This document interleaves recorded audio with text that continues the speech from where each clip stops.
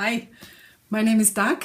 I am coming to you from beautiful Albuquerque in New Mexico, and this is a podcast about knitting, spinning, all things yarny. Okay, I have about half an hour to give this a shot, so let's just do it. I wanted to talk to you about a few things that I'm working on, about things that I've finished recently, and about things that I am working on or about to cast on, I should say, in terms of spinning. So, first thing is my beautiful shawl, which is the Southern Shawl by Libby Johnson, and I am knitting this out of a new base of mine. I forgot to mention I'm the dyer behind ZiaWoolz. So this is one of my yarns, or it's a base that will be coming to the shop in fall. It will be called Zia Zen, and it is a blend of merino, cashmere, and nylon, and it's absolutely lovely. I'm knitting the shawl in the colorway The Beekeeper's Daughter, and I've had a little bit of an oopsie with it, because as I was knitting it pretty monogamously, I got to the point where I started the lace section, and the pattern is amazingly well written, and I am counting my stitches, getting ready to start the lace, and I am 30 stitches off. And I knew something had to be majorly off, so I went over the pattern again and again until I finally looked at the picture and I saw that I had made 2 extra sections of the garter and the stockinette here. So, of course, the stitch count didn't work out. So what I did was I did a little bit of math, a little bit of fudging, had to add 1 less stitch than was required in that last row, and then I could get it started, and that, actually it goes this way, and that worked out fine, except for I lost that yarn chicken. I still have about at least 10 rows plus the bind off, so I know that's not going to work out. So I just put it aside for now. I still have to place the order for more of the space, and then I think what I'm going to do is I'm just going to dye up this colorway again, because I just love it so much anyways, and so I will finish it then, and I'm sure I will find something else that I can use the rest of the skein for. So that is the Southern Shawl by Libby Johnson in ZiaWoolz yarn, colorway The Beekeeper's Daughter, and I am knitting this on 4mm needles. As you may know, I am German, so I usually refer to the needle sizes in millimeters. So I hope you can figure it out. All right, so then I am working on a pair of socks, because I have, like everybody else, a lot of whips, and I am not usually a very monogamous knitter. So I had these socks started a long time ago, and it was kind of frustrating because I really like the yarn, and I thought, man, I should get these done. And then something clicked in my head just recently, and I realized I really, once I get the first sock done, I really get bored with the second one. So I decided I'm just going to knit them you know, start knit a bit on one, then knit a little bit on the other one, and that way I get them done at the same time and don't have second sock syndrome. So I am just doing this with, I'm almost caught up with the second sock. So this was the first one where I had stopped working on it at the heel. I'm doing vanilla socks the way I have learned from mom, grandma, with a heel flap.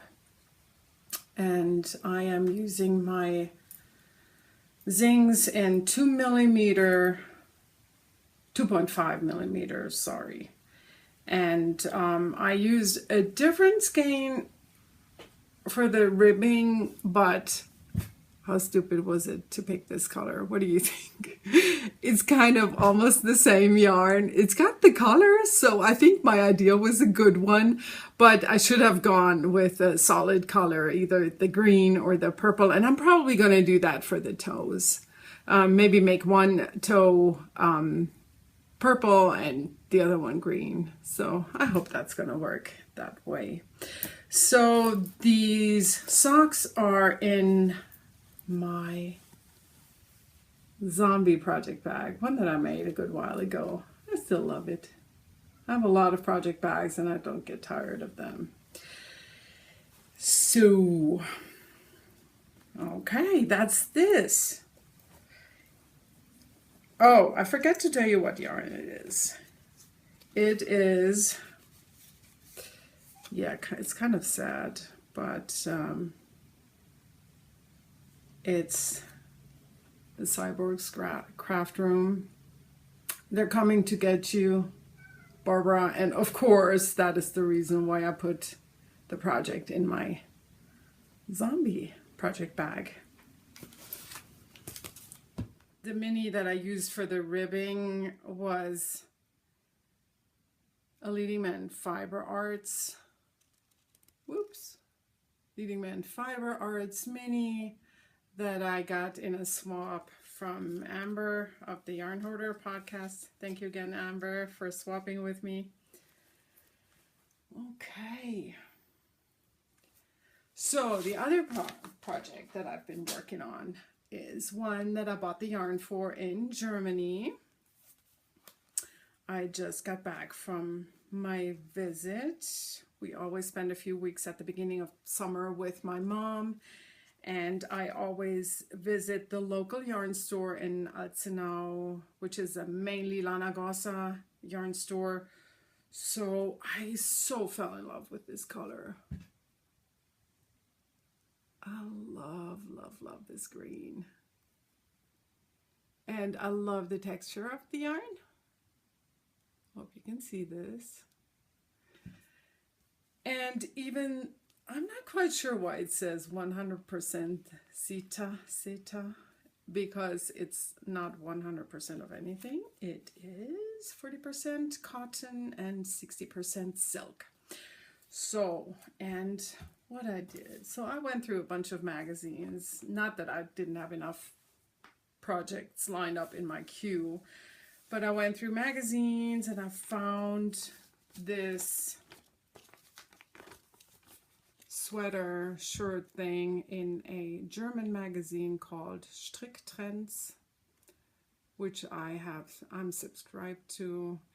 And I kind of like the stitch, and I thought, well, I'll give it a try. I make it shorter because I knew I wouldn't have enough yarn with the big sleeves.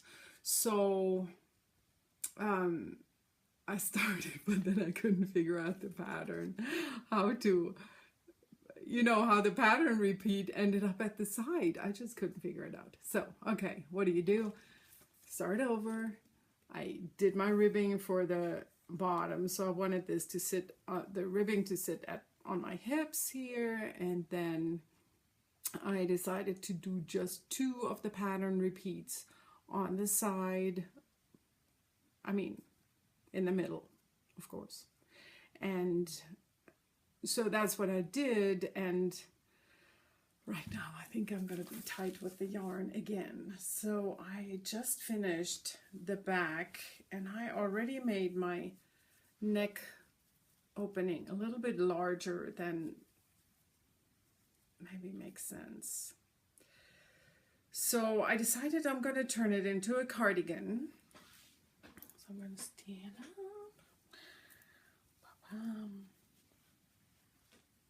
So cardigan. So I'm going to do a 2-needle cast off for the shoulder and arm sleeves. And in the front, I wanted to do a V-neck and kind of have the pattern going up like this. But as I was finishing the back, I realized, wait, I can't have the pattern sitting here when it comes from the front and sitting in the middle on the back. So that plan was not going to work out. So I think what I'm going to do is kind of do a deep round neck in the front, and I'm planning to do a 2x2 rib for a button band and the neck and the sleeves. But here again, I used up all 4 balls of that yarn, and I have 8. So, not sure if that's going to work. We'll see. Okay. And, oops, I am knitting this on 5mm needles. No specific brand, nothing exciting for you. Okay, and sadly, you can't do this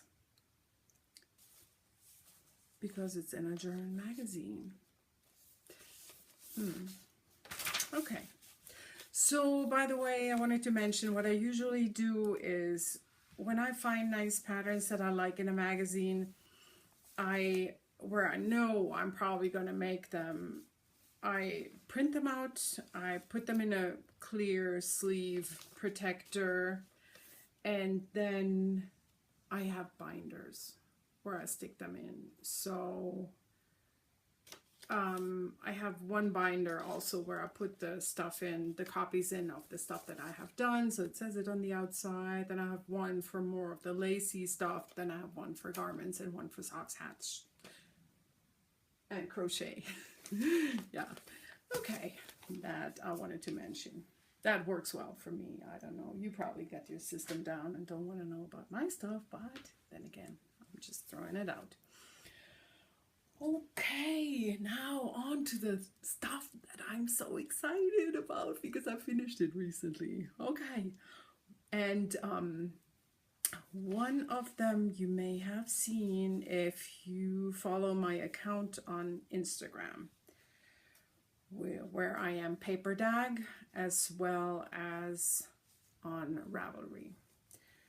So I had to try out the other new base, of course, as well, which is my Breeze base. It's a blend of superwash merino, tencel, and nylon fingering weight. And I set aside a pinkish colorway for myself. I knew I wanted to make something, and then I went to my queue, found something that I had lined up for a long time, and that's what I worked on in Germany, and it is the Braid Cardigan. I don't know, I'm just making that up. I have no clue how it's pronounced, but it's an Icelandic designer, I believe, and the name is Christel Nihul. And she designed this for the Colors of Iceland collection. This was kind of a little bit painful in regards to all the problems that I had right from the get-go. So first thing, my gauge was way off, so I but I didn't want to go up a needle size to get the gauge that she asked for, so I had to, I thought, well, it's a wide cardigan, so I'm gonna figure it out as I go. So first try that I started, I thought, man, this is gonna be so narrow in the neck opening. Once I add a wider binding, this is going to be up my neck. Okay, so I went up a size in what I chose in the, you know, in the pattern. So I did that, but then for some reason, as I went with my row gauge, I knew I was not going to get this depth in the right the right depth here, so I had to increase the raglan increases from every second row to every third row. Those were just some of the problems that I ran into, but whatever, it's done. So I'm super excited. It ended up fitting super well, and I really like it. It is longer than I thought because of this round part. So I guess I would have had to end it earlier, but I really like it. I loved working with this yarn. Like I said, it's ZiaWoolz Breeze, which also is not yet in the shop, not yet available, but it will be soon. And the colorway was one that I came up with in May around Mother's Day, so I named it Hot Mama. I'm going to put it on for you. Fits very well. Sleeves are half length. Love the drape.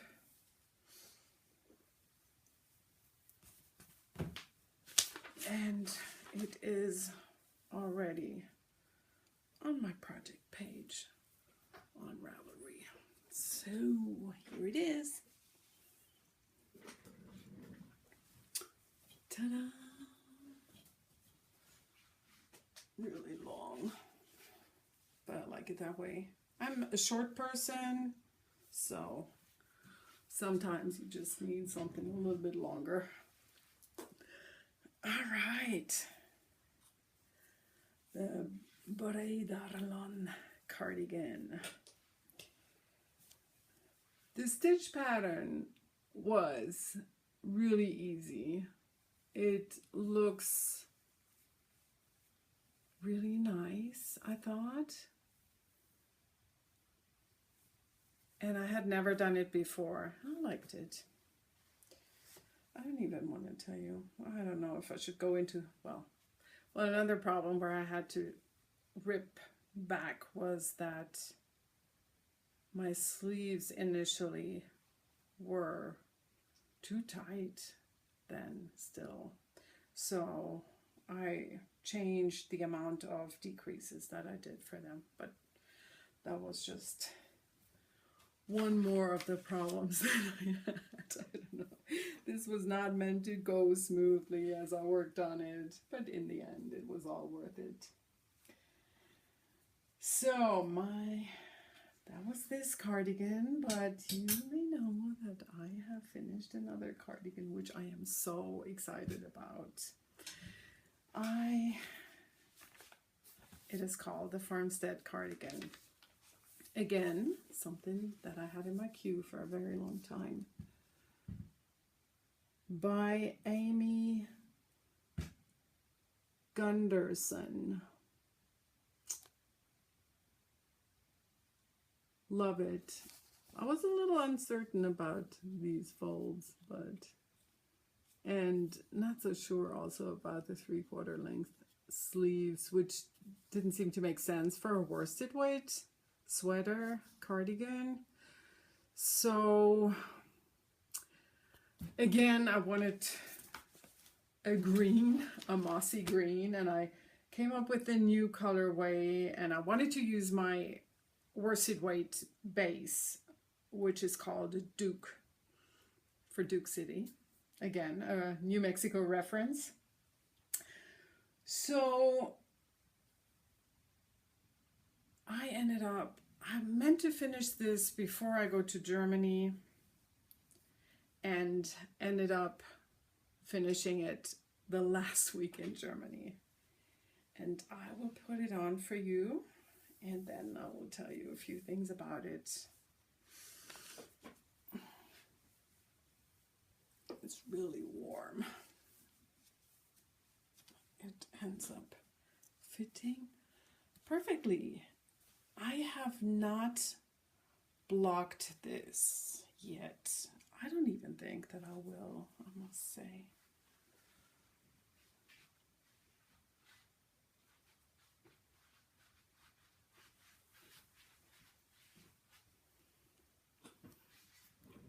Love the color. So,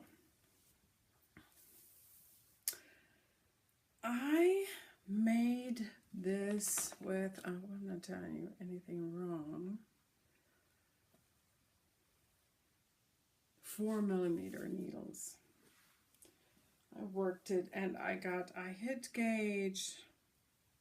gauge right away, so that was really nice. And I knit them on my ZiaWoolz, I think they're called red lace, and I really like them very much because of the way the cable is. I think it's really fabulous. So the way you do this, and I don't think I'm giving away too much about the pattern when I say this, but you knit these ribbing elements or binding elements individually, which I thought was kind of really clever. And then you connect them with, you graft them together, and then you do an I-cord. In the very end, you do the I-cord edging when you're done with this too. But then, of course, I mean, before you do that, you attach the binding to the cardigan. And I must say, I thought something didn't really seem to work out right for me. Like in between, there were no live stitches in between these squares, and the amount of live stitches they suggested to make didn't work for me. So if you plan to make this, be aware of that, and don't hesitate to do your own thing. That's what I did.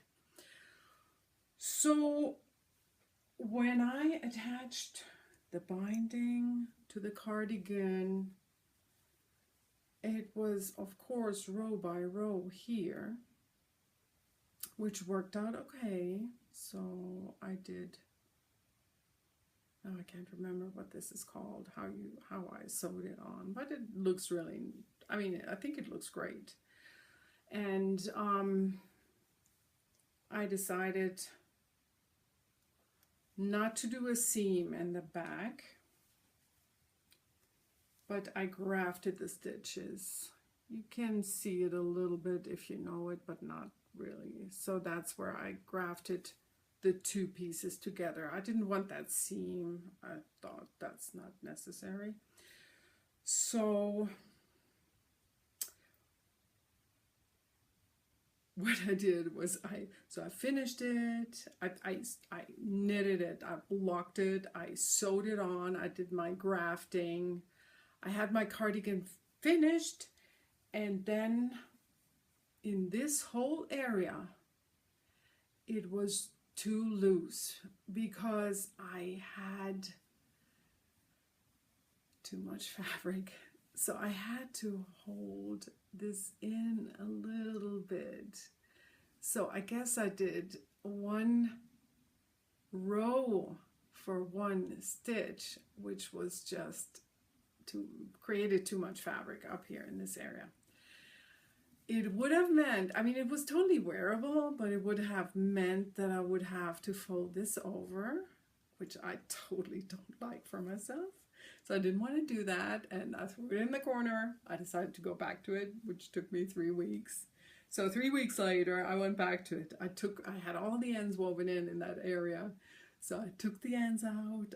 I knitted back. I mean, I undid probably per side 2 inches once I decided how I wanted to fit, and then it worked out okay.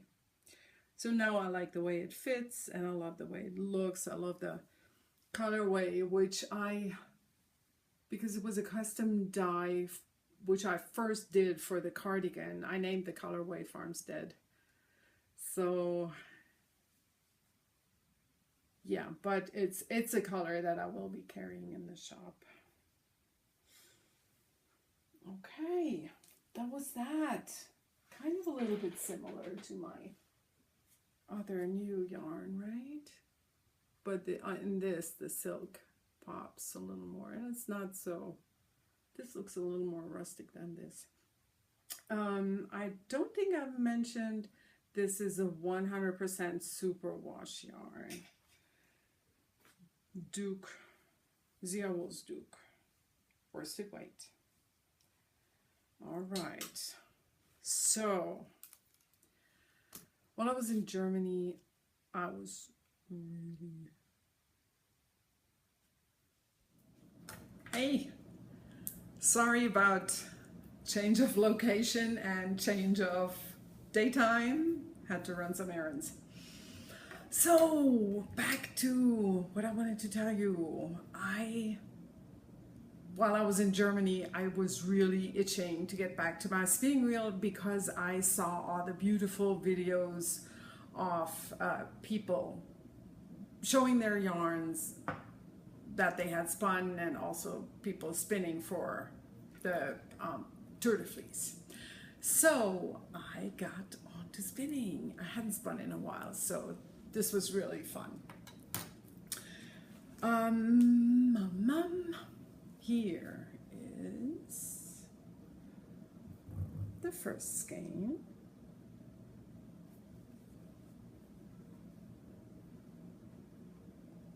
And this was Roving by Colorbug Yarns. It is a superwash BFL, and initially I spun it because I really would like some socks from Handspun yarn. I have never done that, so it's really something that I would like. However, I've always been a little hesitant because I'm not sure how well they wear. I just watched this German podcaster who does only handspun socks, and she was saying that what she loves best is socks from merino and from merino nylon. I have zero experience, so if you have a moment and wouldn't mind giving me your take on this, if you've ever done it, I'd love that. Thank you. And so this was the first skein that I spun, about 4 ounces. And then I have another superwash BFL.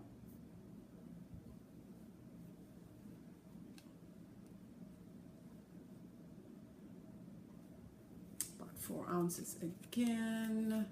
And this I got this May at the Fiber Arts Fiesta here in Albuquerque from Fistful of Fiber. Really loved it. Loved how both of these spun up. Then I grabbed another one, also by Fistful of Fiber, and this is how it looks like. It's a merino bamboo silk blend. I hope I'm saying that right. I couldn't find the tag anymore. And I'm on the second half of that. This is the first half. It's so pretty. Love it so much. And it's gonna be a 2-ply, and I just split that long roving. I unbraided it and then split it in half, and that's how I use them. just one after the other. And so these were those 3. And then I went on Ravelry so much and found this amazing, amazing shawl. I don't know if you've seen it. I can't remember how many projects there are already, but it's called, that shawl is called Indie Mashup. And it's gorgeous. I cannot wait to do this. It is partly done with handspun yarn and I think one of the oranges. It's a 3 colors and one of the ones used here is a handspun. And I do have an undyed skein that would work. So I'm thinking, this is an option. But then again, if you know me, you know I'm going for the bright colors. So here's another option. And the bright orange is a 50-50 merino silk blend. Also a handspun yarn, but quite solid with slight variations. I had already started making something with this, but didn't like the pattern so much. I just thought it needed something special. So I will see what I will do. Then I looked at my handspuns and all the yarns and I thought, well, there's another option, which would be the one that I'm working on, this one. And with some handspun, sorry about the crinkling, that I purchased also in May at Fiber Arts Fiesta from one fiber supplier whom I really, really love. Their work is just beautiful. It's Redfish Dye Works. And so I have this one. Oh my gosh, it's so beautiful. Silk and Yak 50-50.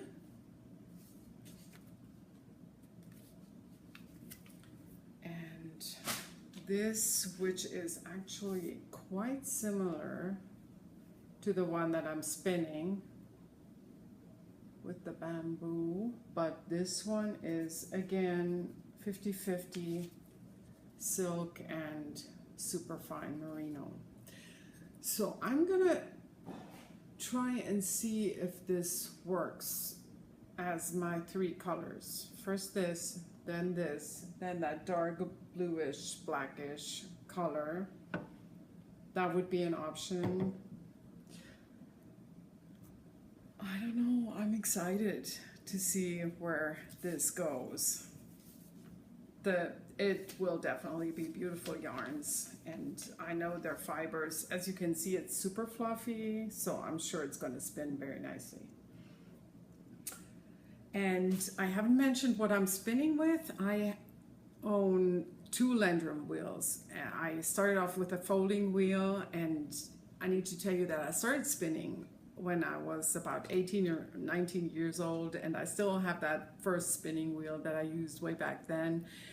And then I got that folding wheel, and then now a few years ago, well, actually it was before we moved to Albuquerque 10 years ago, I bought at the Maryland Sheep and Wool Festival, because we used to live in Maryland.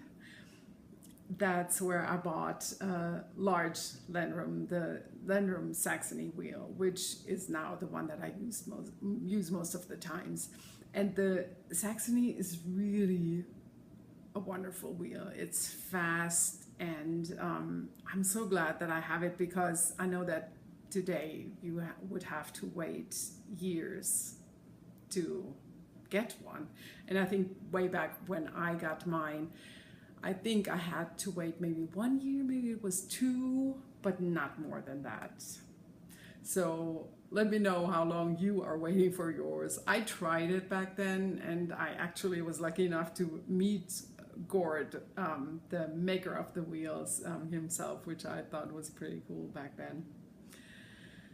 Okay, and I found, covered up by all the fluff, a small sample that I spun.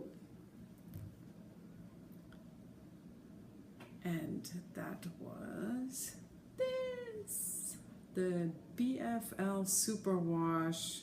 And that was when I still thought that I would make socks, and I did want to test how they wash, because I'm not always super careful with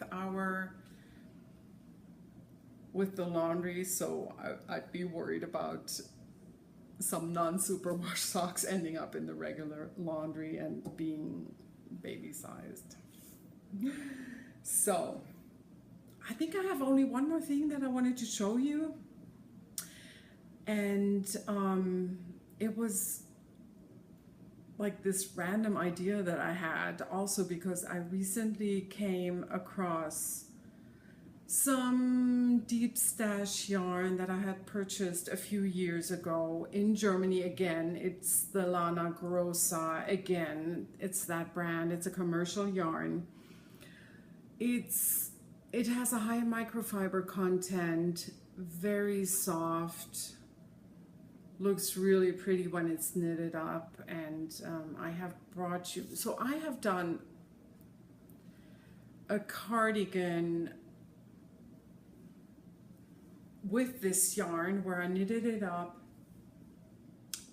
with another Lana Rosa yarn, and I get so much wear out of this.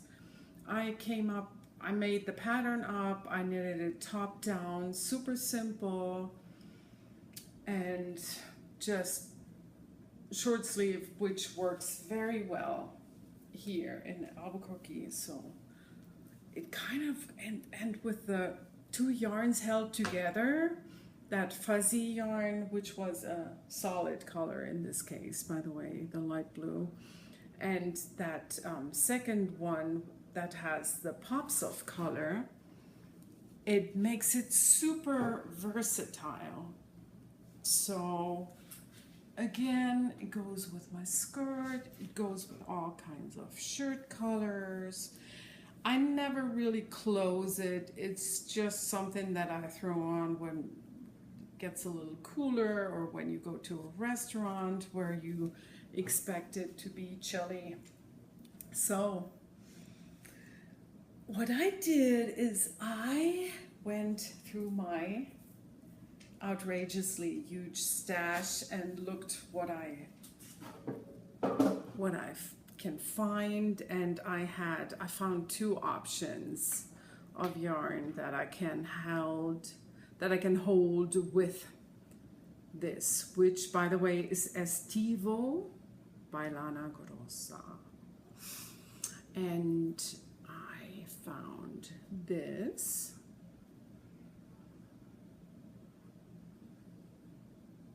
It is this seriously ancient stash. Cotton rayon blend, very nice. 75 cotton, 25 rayon. Or this, which is a 100% cotton, and it's called Flake by Ironstone Yarns, and it's a little bit thick and thin, but like I said, 100% cotton. Both of these I chose because they pick up a color in this variegated yarn, so they would both work. And I hold two yarns together out of, just to make it a little bit easier, because then it's going to knit up super fast. So I'm going to work with 7mm needles, and I'm probably going to have that done in a week if I stick with it. And I have kept the sample that I made. with the two yarns. Here it's with the green, and this is the part with the purple, and guess what? I have no idea which one I'm going to use.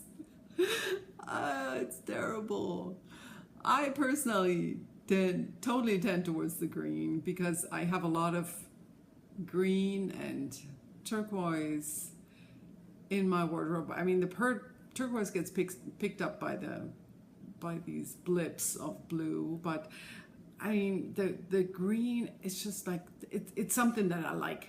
I like greens and I like turquoise. I like all the colors actually, but the purple, it has, I don't know, I find there's more harmony with the variegated fuzzy stuff. So if you want to give me your 5 cents of input to this, I would love your opinion on this. Okay, so this was kind of crazy. It was the first time, obviously, and I was very nervous, so I'm sure I forgot a ton of stuff that I meant to tell you, but I still hope that you liked listening to my rambling and my chat about yarn and all my happy fluffy stuff, and so I don't need to post this for myself. Okay, until next time, bye.